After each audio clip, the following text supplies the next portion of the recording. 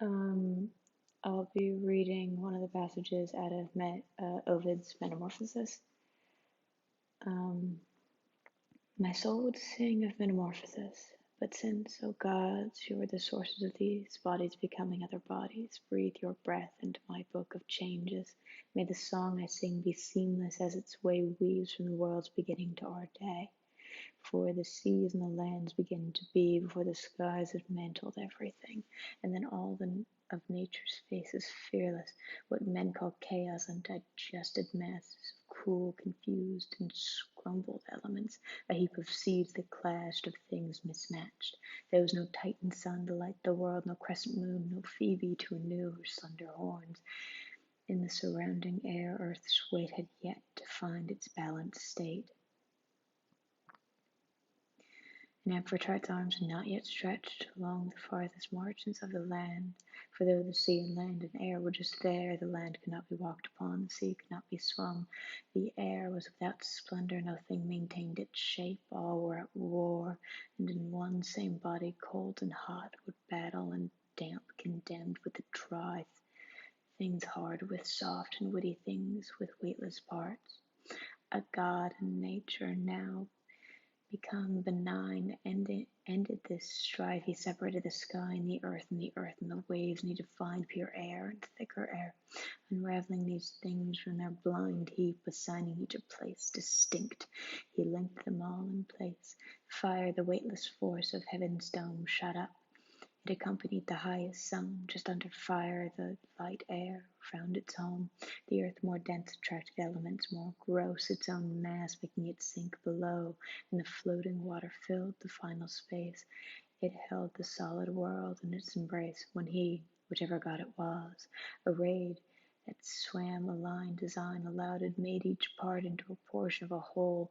Then he, that the earth may be some magical force, shaped its sides into a giant ball, and then he commanded the seas to stretch beneath high waves, to swell, to coil, to reach and ring shorelines and inlets. And he added the springs and lakes and endless marches, and confined descending streams into banks that slope and twine. These rivers flow across their own terrains, their waters sink into the ground or gain the sea, and are received by that wide plain of freer water. There they beat no more against their banks, but pound the shoals and shores. At his command the field enlarges their reach, and valleys sank, and the wood were clothed with leaves, and rocky mountains rose. And as the sky divided into two zones on its right side, with just as many to its left, to which the hottest zone is added as its fifth, the god provided regions that divide the mass, the heaven wrap. He has impressed as its many zones upon the earth. Of these, the middle zone, because of its fiercest heat, is uninhabitable, and thick snows cover the other two zones. Between them he aligned two other regions, and these he gave clement climate, mixing heat and cold above the air extends, and for as much as the earth is heavier than water, so the air is more ponderous than fire, he ordered fog and clouds to gather there in the air, and thunder, which would frighten the human mind. There, too, the god assigned the wind, that from colliding clouds breed lightning. Yet he who was the world's artificer did not allow the winds to rule the air unchecked, to set free to riot everywhere. But while each wind received a separate tract, it was still difficult to curb their blasts, to keep the world which it would rend intact. Though they were brothers, they would forever crash.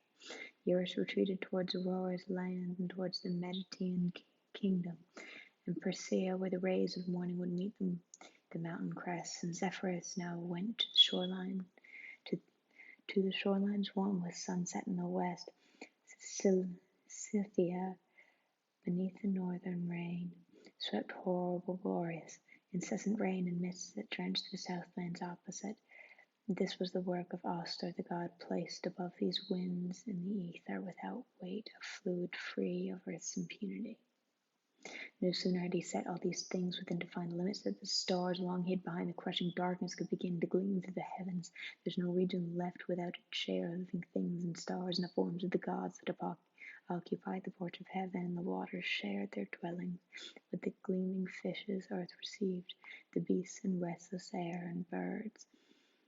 an animal with higher intelligence, more noble, able to rule the rest, such as with living things on earth still lack, than man was born, either the architect of all, the author of the universe.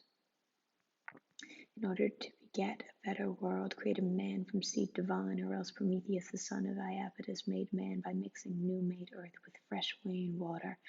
From earth had only been recently set apart from the heavens. The earth kept the seed of the sky, the remains of their sacred birth, in which he fashioned man his mold, calling the master of all things the gods.